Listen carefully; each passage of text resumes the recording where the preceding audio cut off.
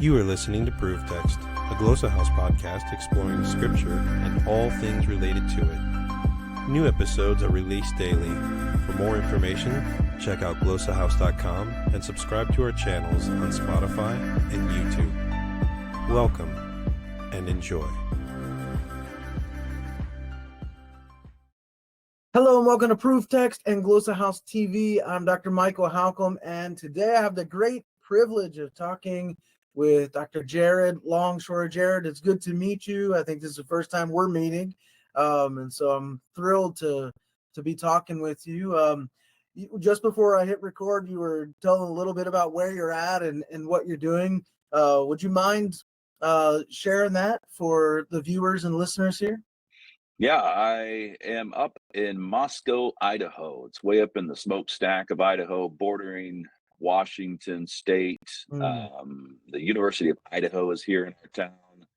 I am a minister at Christ Church, and I am the dean and the fellow of theology at New St. Andrews College, which is also housed right here in Moscow.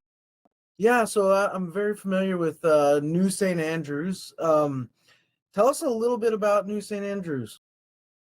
Yeah, it's a classical Christian liberal arts college and has been around for many years now. I'm actually not sure how many, but yeah, it's a great institution. We have great students. When me and one of my colleagues, Joe Rigney, have the opportunity to teach the freshmen. So we both teach a class called Lordship. It's basically kind of a theology, culture, worldview, baptism when students arrive. And your freshman year, you take that class, Lordship, and then you take rhetoric, you take Latin, and you take music. That's your entire load when you come as a freshman. So at least gives you a little taste of what they get. So the students who came out of a classical education should be pretty well prepared for that. I mean, I'm assuming it's leveling up and building on that, or I used to teach at a classical Christian school here in Hawaii, and all those things are part of that curriculum. Yeah, absolutely. I think Association of Classical Christian Schools they just had their annual conference down in Atlanta. And of course, NSA was there, and several of our professors spoke at that particular conference. So a lot of those students that are coming out of a K through 12 classical system have a nice foundation for what they're going to experience at New St. Andrews. Absolutely. So I was just reading up on some of your work before we joined the meeting here. I've listened to you a number of times on the Founders podcast, or the Sword and the Trowel, I think it's called. Yeah. I remember specifically listening back during COVID when the fellow up in Canada had been arrested and that sort of thing, and seemed to have your finger on sort of the nerve of the cultural pulse anyways. So I'm curious, from where you sit as a pastor and as a dean, what are you noticing these days about where culture seems to be heading? What are you seeing from where you're sitting? Yeah, well, we're certainly having some good conversations at the moment. If you wind back all the way to, say, what I call the George Floyd riots, right, when Minneapolis went up in flames, and you had all kinds of social justice, cultural Marxism stuff going on at that time. I think a lot of that, conservatives came out and took care of that.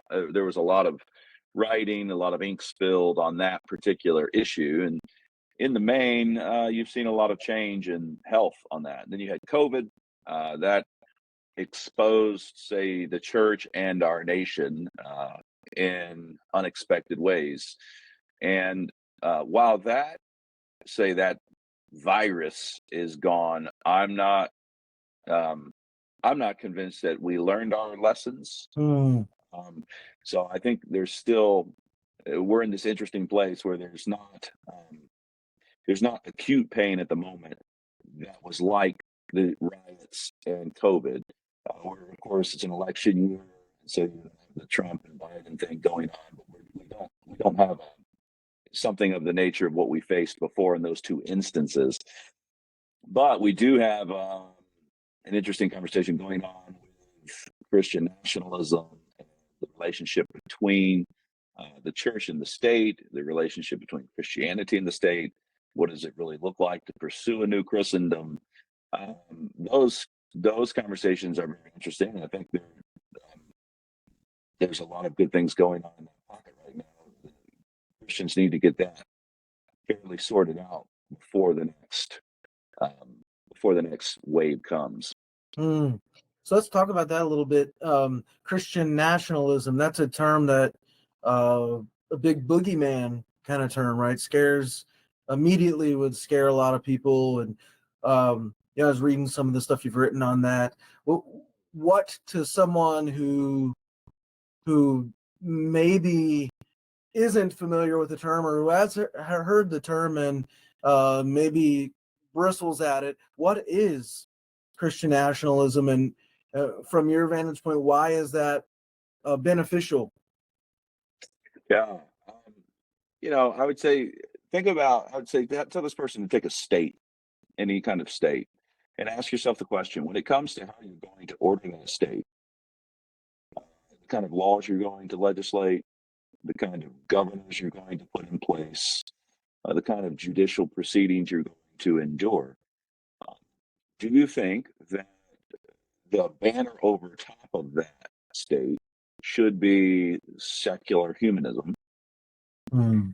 I mean, we're not going to acknowledge the triune God and his revelation to us, but rather we're going to simply go with what man thinks. So, vox populi, vox Dei is the Latin. Voice of the people is the voice of God.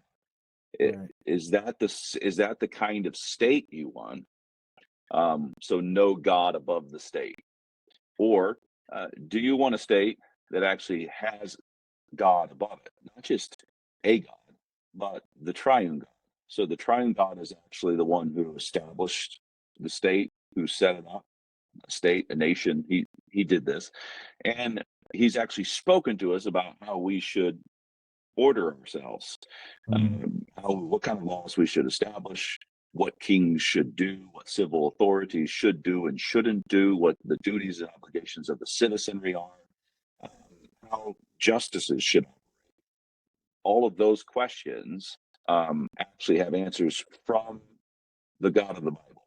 He's revealed them to us. What makes people, and I think when I say it that way, those are your two options. Which way, Western man? Most people are going to say, I would like the triune God, option, please. I'll take that option. But there is going to be this worry that, are you saying then that like every single state is going to look identical in every single way? Well, no, Mm. it's not, because you're going to find that there's all sorts of freedom in God's system. So once you acknowledge, people think that the secular humanist option is what's really going to give you freedom, and the triune God option is going to be constraining, and Right. Right. people are going to lose all of their freedoms. But it's exactly the opposite. It's exactly the opposite. You're going to find that God gives directives. There is order and structure. You're going to be able to identify it when you see it, but it's not going to be slavery, which is what we're getting now. Right. Right. That's interesting. So, would Christian nationalism, like what's the link between Christian nationalism and theocracy? Is there a link? Are they the same thing? Are they different? It all depends on what people mean by theocracy. The If you simply mean like theos, that God is going to rule, God's rule.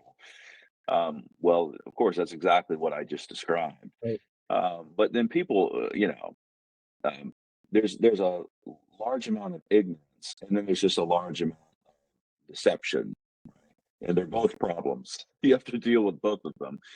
People hear that and they think, oh, well, you're going to force everyone to go to church. No, that's not what we're talking about. But we are talking about civil authorities that know it is their duty to protect the church. Hmm. So this is a little bit more granular. Um, the Westminster Confession of Faith, the Old Westminster, says that civil authorities, so actual civil magistrates, um, have the duty to protect the church, and it goes on Right. to suppress heresies, to punish blasphemies, to call synods, and even to see that those synods are conducted according to the mind of God. Okay? Now, whether you want that like high octane uh, Christian nationalism, or say the American Westminster, it was that particular civil magistrate section was revised to simply say that the civil magistrate has the duty of protecting the church. Which, if you look at Romans 13, going back to COVID, thank the Lord for the Romans 13 talk, because it says that civil magistrates are God's authority. They are servants of God, they are ministers of God, that He has ordained them into their office. And anybody that thinks for a second about that text will say, okay, do servants have to obey their masters? Well, of course they do. And the ministers are God's servants, like the triune God servants. Is that what Romans 13 says? Yes, it indeed is what Romans 13 says. Okay. And has God said anything to them about how they're supposed to operate? He speaks to husbands, he speaks to children, he speaks to civil authorities and what they're supposed to do. Once you've established that much, it's not a leap to say, oh, should he be protecting the bride of Christ?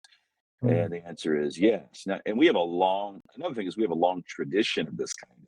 I mean, even to this day, Christian ministers have an exemption or a housing allowance. Right. So you say, well, what is that? Well, that's the civil authorities in our land that thought it was a good idea that they not tax churches or the minister's parish right there connected to the church. And now once that residence for the minister was removed from the actual church grounds, right, and they started living down on Jackson Street, the civil authorities had the question, well, should we tax them now? Okay, we won't tax the church building or the church proper, but can we tax the minister? And the decision was still, no, that's not a good idea, because he's kind of like this holy thing. He's like a Levite, we should not do that. To this day, we don't do that. Right. Okay. That's not, now make yourself a radical leftist for a second. They are, they have a reason to be displeased because, there's some like random secularist leftist teacher, out there at Columbia University or something. And he's wondering why in the world he has to pay taxes on his house. Right. And, Joe Schmo, the minister over at Christchurch, doesn't have to. And we look at him and should smile and be like, it's because we're Christian nationalists, buddy. We have been for a long time. So that would be one example of how we get we immediately go to like, oh my goodness, we're going to start whipping people that don't show up on Sunday. And that's simply silly thinking. That's not actually how things work. So, have you? What's been the reaction in various Christian circles? I think to a lot of people, the label Christian nationalist just comes off as threatening, and a lot of it, I think is certainly framed that way by people. So I'm curious what's been some of the reaction to this. Well, there's lots of data out there at this point. So MSNBC did a series called Theocracy Rising. They came out and interviewed one of my friends here, the senior pastor at Christchurch, Pastor Doug Wilson. They did an interview with him on this particular topic. Then you had Pastor Doug also went down to Tucker Carlson to talk about these things, talk about Christian nationalism there. Any kind of search, Google search, you could probably do your homework pretty quick to find out that there's obviously a crazy leftist response. I who knows what will happen with the terminology, Right. Right. and people just no telling. I don't really know, but as we seek to communicate ideas, it's fine for now. It's working. Like, it helps people to actually step back and think, oh, okay, I do care about our nation, right? I don't want to be a globalist on the one hand, I don't want to be a tribalist on the other. Uh, you know, God bless America, land that I love, and um, and I believe that that Christianity should be forming the way that we operate as a nation. There you go. I'm interested in, we're heading into this political season. We're already in the thick of it. As you and I are recording, we're on the cusp of a presidential debate between Biden and Trump, and I'm curious about the role of the Christian in the political realm from your perspective. I saw this liberal guy post on Instagram or something the other day, and he says one lesson that we Christians haven't learned in the past 2,000 years is that Jesus had no political control over the Roman Empire, and he still changed the entire world. We keep trying to change the world the way the Roman Empire did instead of the way Jesus did. So I'm curious about your reaction to that quote, but also just, the Christians in this political climate at the moment. Yeah. So you don't want to put your trust in man, and you don't put your trust in horses, and you don't put your trust in kings. That's good and right. And most evangelicals know that. Now, there are plenty of evangelicals that do put their trust in man. And so you shouldn't do that kind of thing. But what we're driving at is the ignorance, as if the political sphere is going to be untethered entirely from Christian Right. truth, Right. from Christian revelation, and from faith. Okay, and so when you create this system that says, well, when I'm doing my spiritual things, I live by faith. That was Sunday worship, and if I maybe family worship, or if I'm into classical Christian education, well, now that's been kind of sanctified. But then there's these other things, and I don't use faith anymore. I just use human reason. Okay, and so politics is in that particular realm. Um, I would want to ask that guy, is that what you're saying? And it's really simple. Like, well, if you do that, then don't be surprised when when you're living in a pit. Like, well, it's like, we don't want that. Um, and another way to maybe shock the system is to step back and say, what's the role of the Christian in the political sphere? Well, both Donald Trump and Joe Biden are Christians, Mm. right? Where did you get this? Where did you get this idea that they were Muslim? Where'd you get this idea that they were Buddhists? Right? Or even where'd you get this idea that they're pagan? By that word, I mean, not baptized, never claimed Christ as their king. And I know all of the conservative Christians are rightly going, yeah, Joe Biden, advocate of slaughtering children. This man's not a Christian. And I want to say, yeah, I get you, but he's a baptized Christian. So now you have to deal with that. And you will notice there'll be vistas that open up to you about things you might do. There was this one priest in California that suspended or was on the border of excommunicating Nancy Pelosi. And you go, that's what I'm talking about. That Right. is exactly the way to go. So since you claim that you are these things, you want there can be a relationship between the church and the state. They're not the same thing. We're not trying to claim there's not distinction between these two spheres. Of course, there's different duties assigned to each, but there is absolutely relationship, and always has been. It's Yeah. inevitable. There. Well, yeah. I mean, it was never. The idea was never that the church and the state should be disconnected or completely untethered from one another. I think a lot of Christians in in this political moment, if we want to call it that, like in this cultural, political, whatever societal moment, um, are confused. Although a lot aren't confused, they know where they stand. They're belittled for it. Like if you're on the Trump side and you hear people from the other side of the aisle just bashing you. I've been recently bashed within my own denomination because it was made known that I voted for Trump, and boy, they came after me with the leftists came after me with their Facebook pitchforks and these sorts of things. But I think a lot of people are just uncomfortable at the moment, and I think it's hard for a lot of people to find that backbone and speak up and take a stand.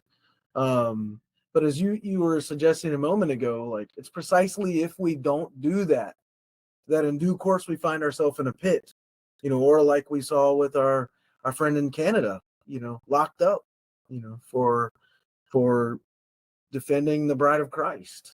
That's a little bit of a scary place to be in. Yeah, and it's a place that we are. So Yeah. this one of the interesting things about a lot of say conservative-minded folks is they're always worried about where they're going to be. There's at least a younger generation that is starting to discover, I think this is where we really are. We don't have the life that we want. We don't have the opportunities that we want, or the education and flourishing of children, culture, fellowship, friendship, community. They're looking around and seeing that they don't actually have that. So that's good, but there are still many that just need to kind of envision that it actually can change. We're already in the pit, and we need to do something about it. Well, even just the ability to speak truth, right? Like I think students, we saw at various points throughout this school year, students, walking out in protests because, they were being forced to play the pronoun game, and they refused. There's students rising up.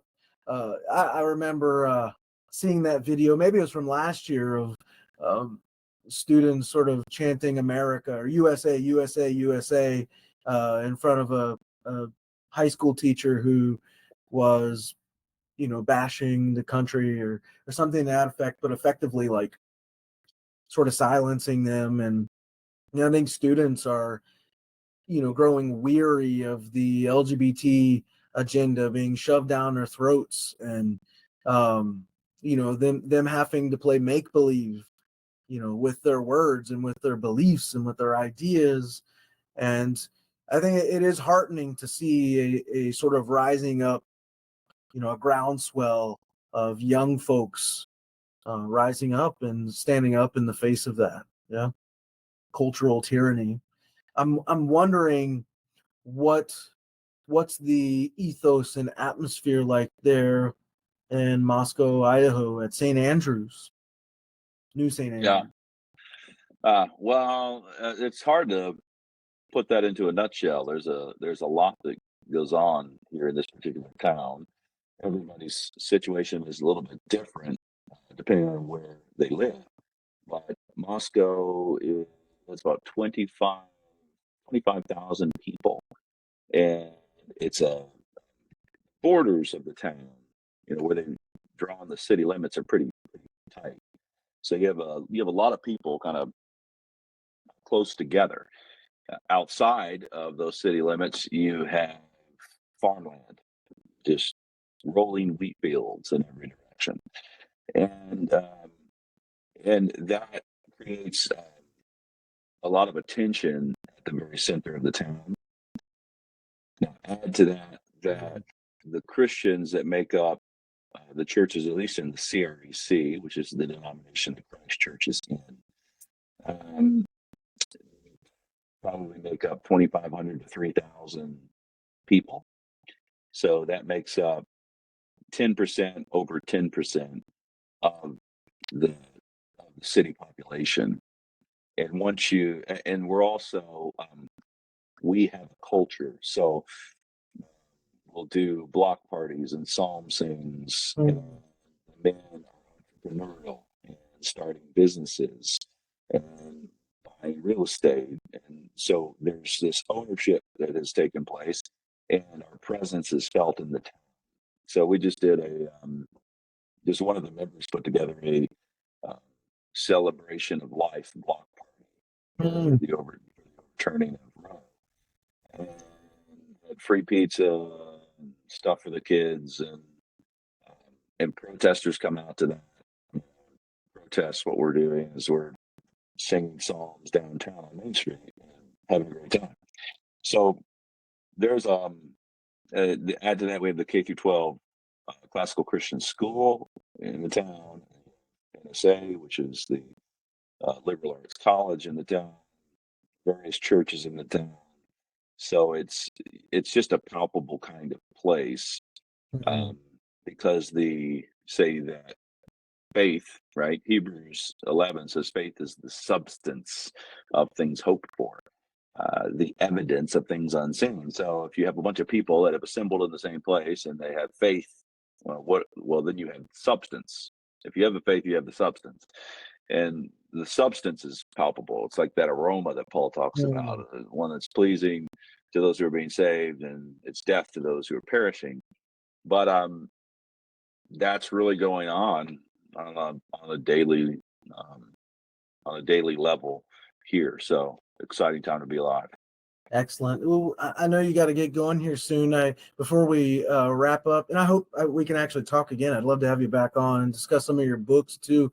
I wanted to put people onto your work briefly. So your website, which I'll throw onto the screen here in just a moment, is Reformation and Revival, which is just at the URL jaredrlongshore.com, and you can click the books tab there and see The Case for the Christian Family, The Covenantal Solution for the Dissolving American Family, Wisdom for Kings and Queens, Truth for Life from the Book of Proverbs.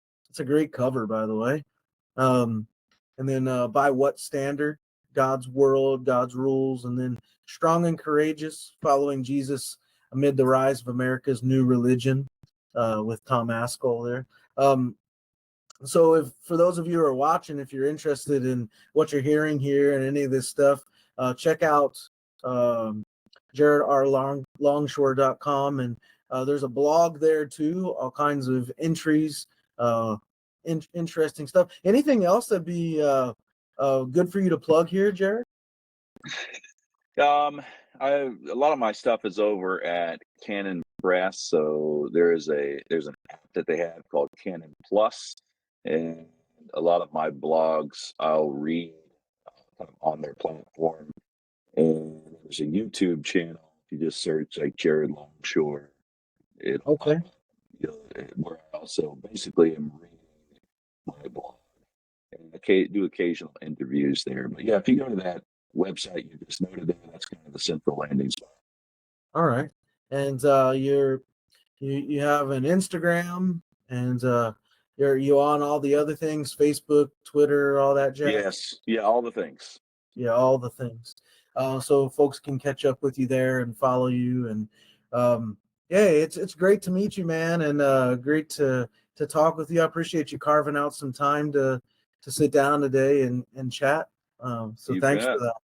You bet. Thanks for having me on. And also the Sword in the Trowel podcast that we mentioned earlier. Check that out. You're featured on there a lot. And for those of you who are watching, check out the Glows House TV channel, the other stuff on there, glowshouse.com, the Proof Text podcast, all that stuff. But yeah, thanks again. And hey, we're going to wrap it up there, and we'll stop and say we hope that helps. Interested in growing your ancient language skills but not sure where to start? Glows House can help. From illustrated readers and short stories to lexicons and grammars, Glows House offers a variety of resources for beginning, intermediate, and experienced ancient language learners. Head to glowshouse.com today. Glows House, language resources for the global community.